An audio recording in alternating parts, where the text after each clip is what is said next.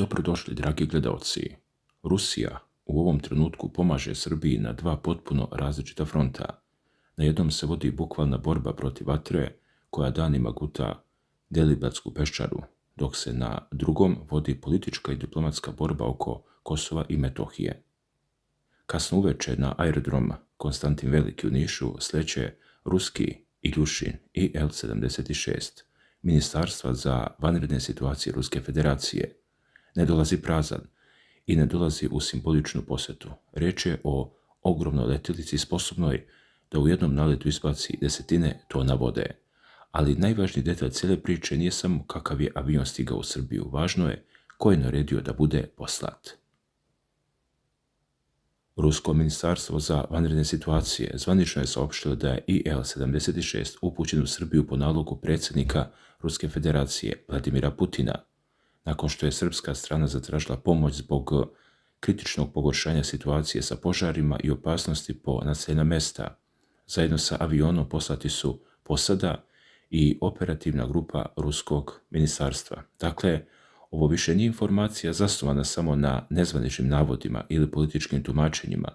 Direktno naređenje Vladimira Putina navodi sama ruska državna služba koja je avion poslala.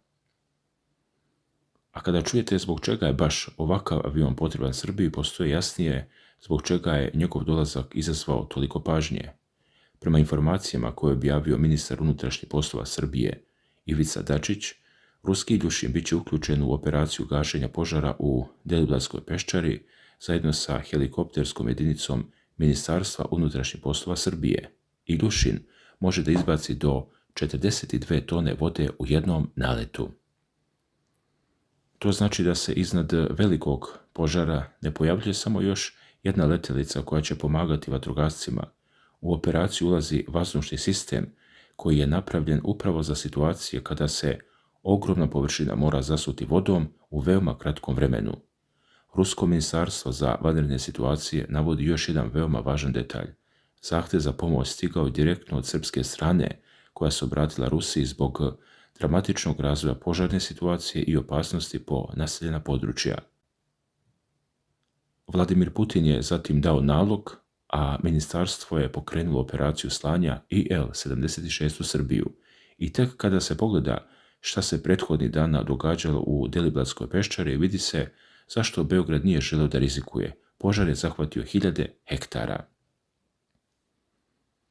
Ivica Dačić je 17. avgusta govorio da je upravo Deliblatska peščara najteže požarište u Srbiji i da je vatrom tada bilo zahvaćeno više od 3.500 hektara. Na terenu je bilo angažovano više od 330 ljudi iz različitih službi.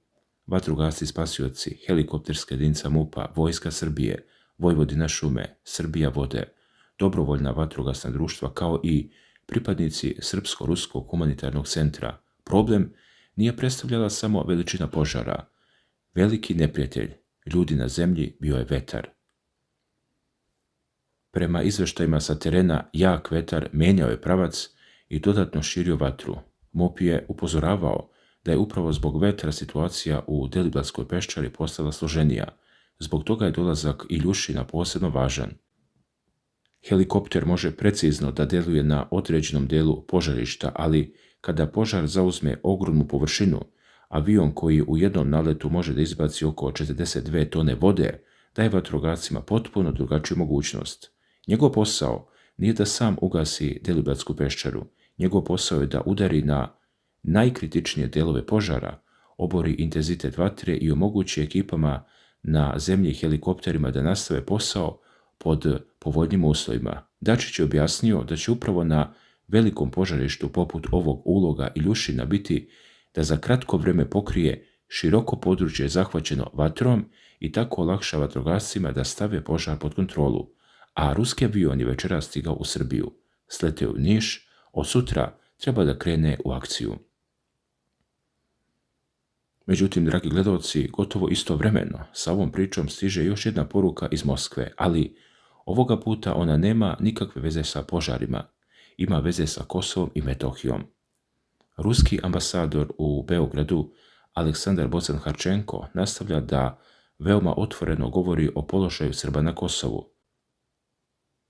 Prema navodima ruske državne agencije TASS, Bocan Harčenko je 19. avgusta u Narodnoj skupštini Srbije na konferenciji posvećenoj stradanju Srba na Kosovu i Metohiji rezoluciji 1244 i međunarodnom pravu rekao da Moskva čini sve što može kako bi spriječila ono što ruska strana opisuje kao planove Prištine za etničko čišćenje Srba.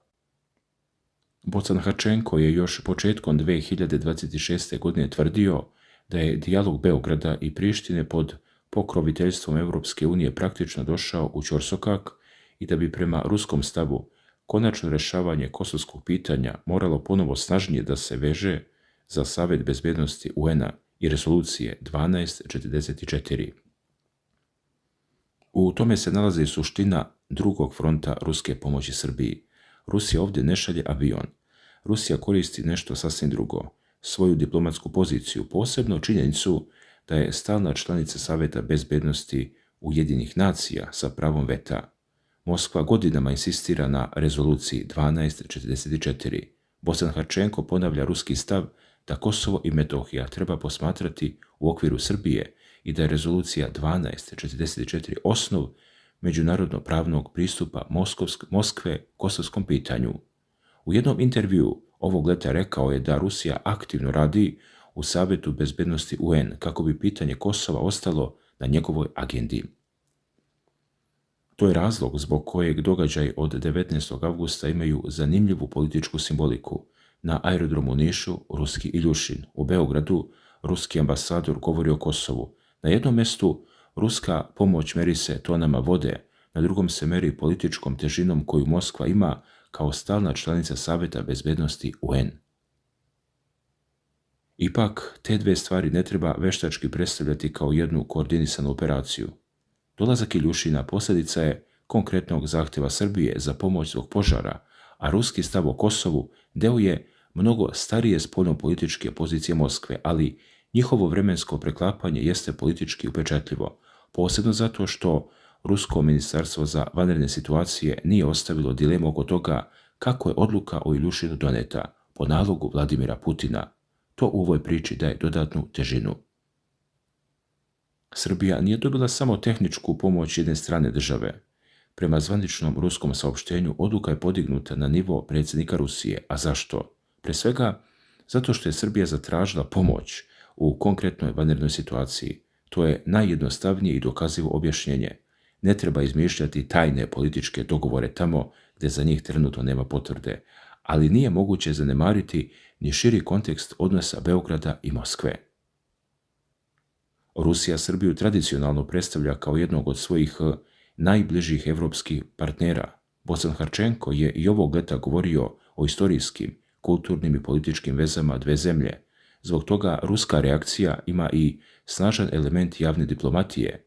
Kada Srbija traži pomoć zbog velikog požara, Moskva želi da pokaže da može brzo da odgovori, a IL-76 je za takvu poruku gotovo idealna letelica. Ogroman avion, ogroman kapacitet, ruska zastava, niški aerodrom. I ovdje postoji još jedna zanimljiva stvar. Srbija već ima iskustvo saradnje sa Rusijom u oblasti vanrednih situacija.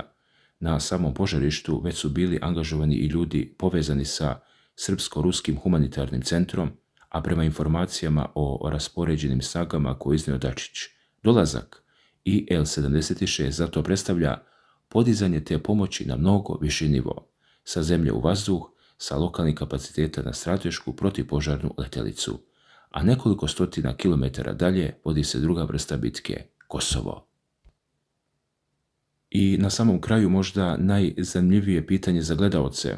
Da li večerašnji dolazak Iljušina pokazuje da uprkos svim globalnim sukobima i pritiscima veza Beograda i Moskve ostaje dovoljno jaka da Rusija odgovori kada Srbija direktno zatraži pomoć? Jer 19. avgusta Srbija od Moskve dobija dve potpuno različite poruke. Jedna stiže na pistu aerodroma u Nišu, druga stiže iz Narodne skupštine u Beogradu.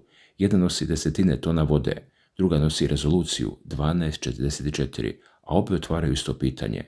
Šta danas Rusija realno može da učini za Srbiju i koliko će daleko biti spremna da ide kada Beogradu ponovo zatreba njena pomoć? Hvala na pažnji.